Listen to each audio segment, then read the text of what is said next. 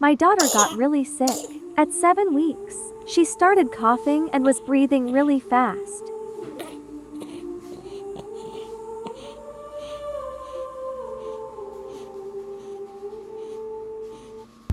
Hi, welcome to my channel.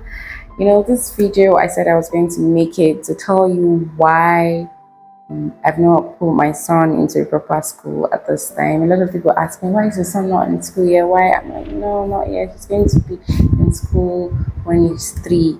And he's going to be 3 this October. So yes, he's going to start school when the new term comes.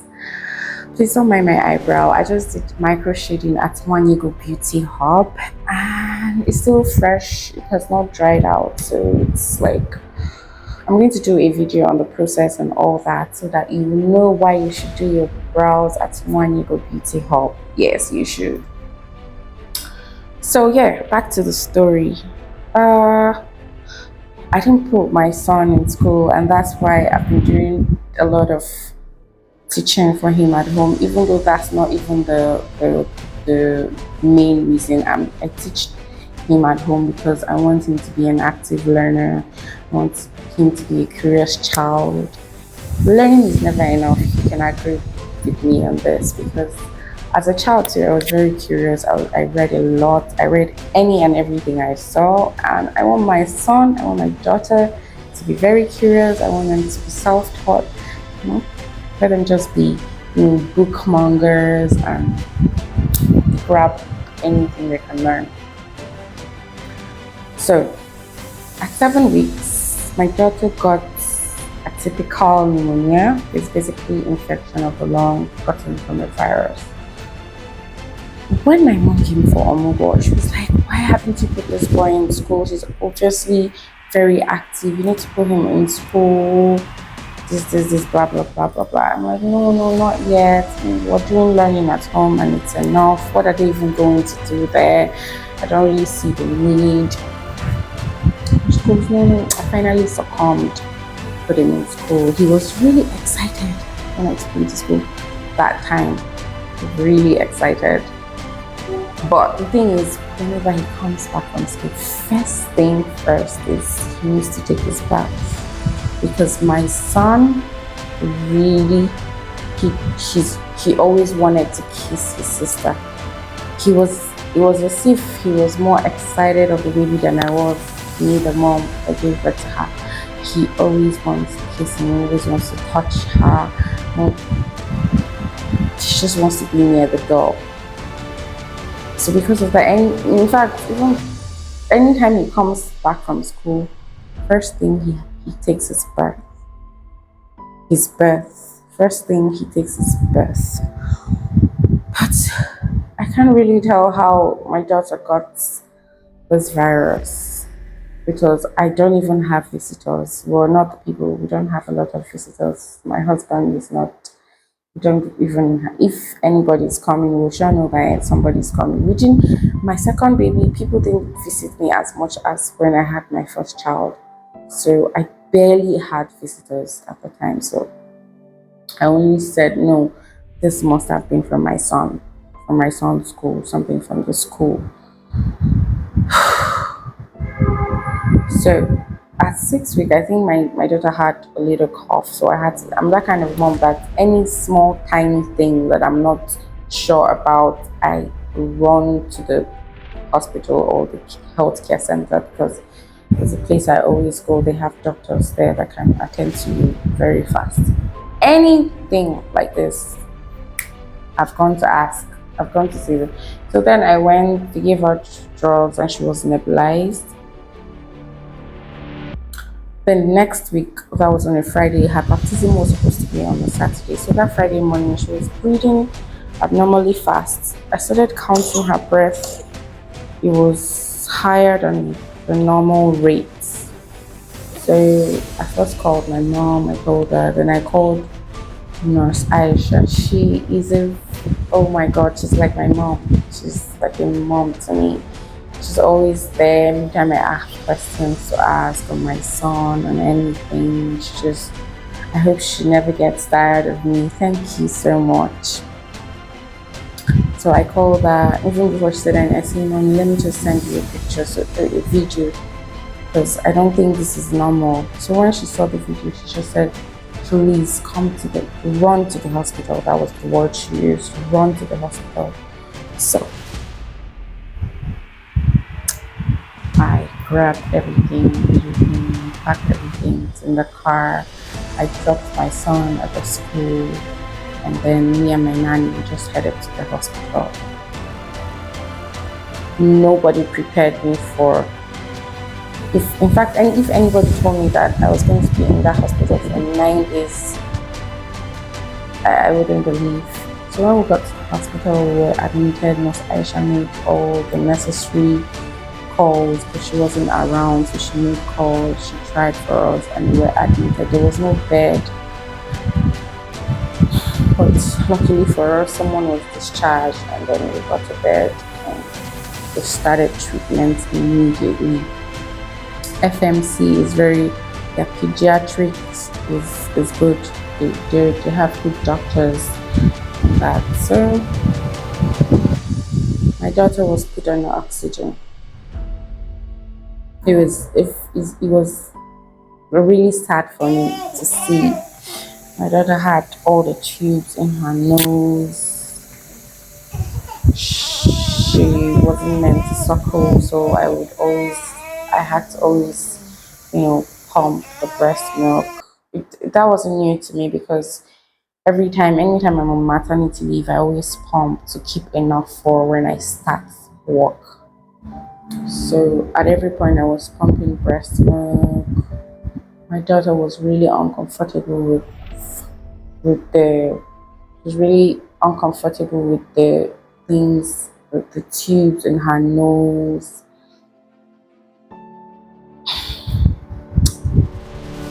She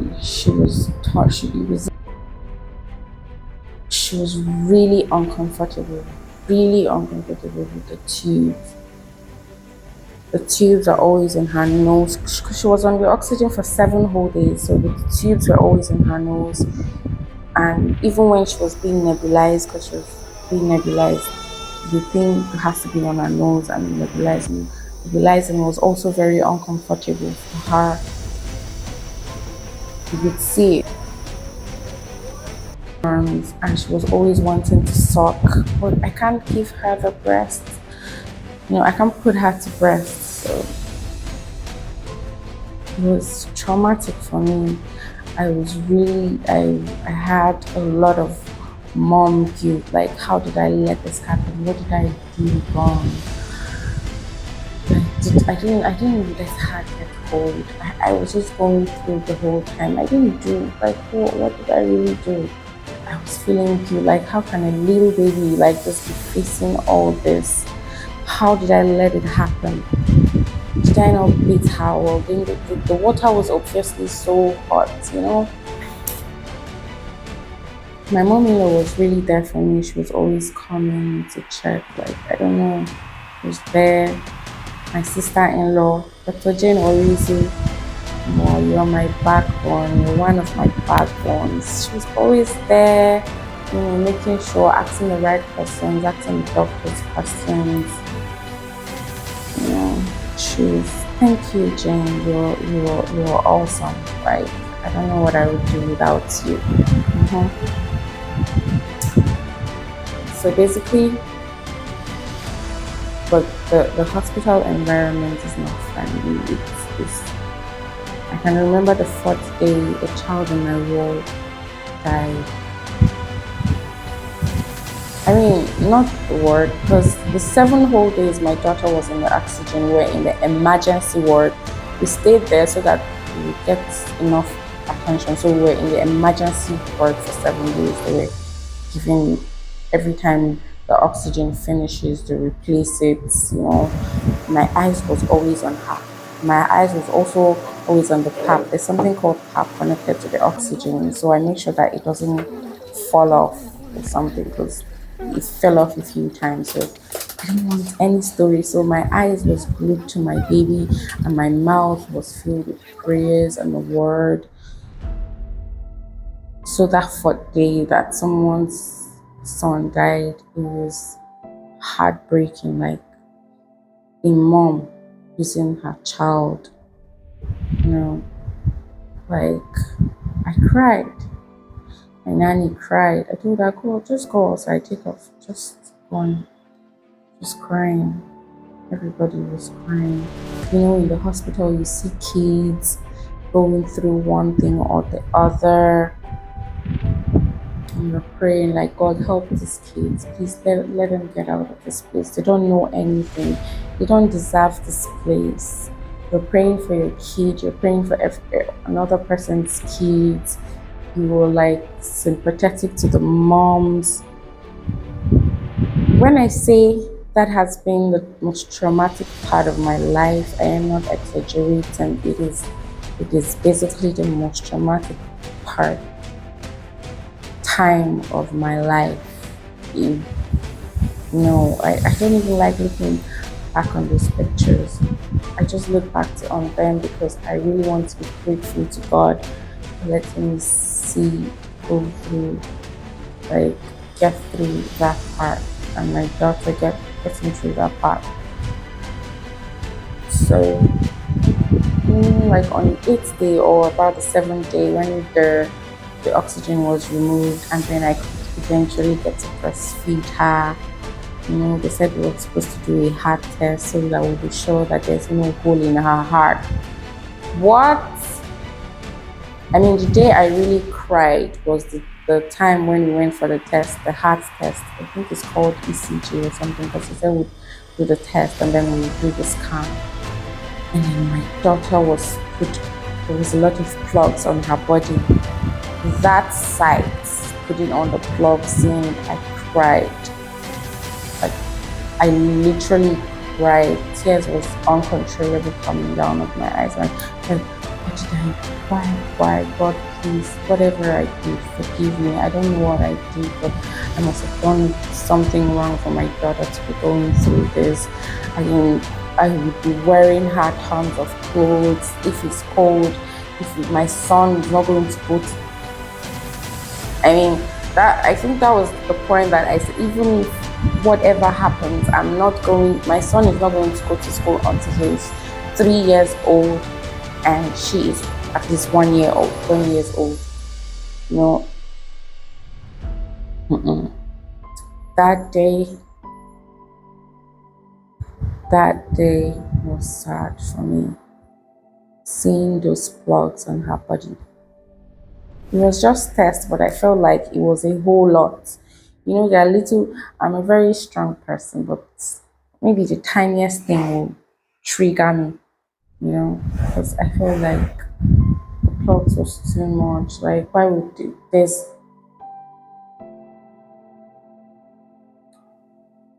I was praying. I was saying, God, please, my daughter's heart. I was confessing, there's no hole in my daughter's heart. There's no hole in my daughter's heart. My daughter's heart is whole. Jane was praying. My sister-in-law, she told me, she was the first person when I told her, oh, she said, there's nothing wrong with Frida's heart. Her heart is whole. I took it up from there. Every moment I was confessing. Even when we did the scan, they said we were going to repeat it again. I was confessing. I said, my daughter's, this is just due process. I'm going to do it. It's just due process, but nothing is wrong with my daughter's heart. Thankfully, we got through that time of our life. My daughter is 10 months old, a very chubby, beautiful baby. Nobody knew what we went through at that point. I don't really talk about it, but I'm thankful to God for seeing us through that period. Now, I always tell other moms, sometimes I see the pictures where I see siblings trying to kiss their babies. I try to tell them, no, don't, make sure he doesn't do that, especially if he goes to school. Bathe him as soon as he comes. Don't let people come, even when people, no, don't let people, of course people should come, but they should not touch the baby, they should not kiss the baby, they should just limit the access to the baby. In fact, have your sanitizer, just take care of your baby. guard her like you would guard your life. Like, do not let people close to your daughter when they are babies. Even the sibling, please limit it. That's what I know. Yes, the love and all that, but please, if the child sibling is going to school, please limit it. And always be watchful of your son or your daughter. Any slightest thing, make sure you visit the hospital. Yeah, very important. If you notice anything, visit, run to the hospital. Very important. So yeah, I was traumatized and I didn't put my son to school, but thankfully he's going to be 3 by October, and yes, it's going to start. It's going to start going to school.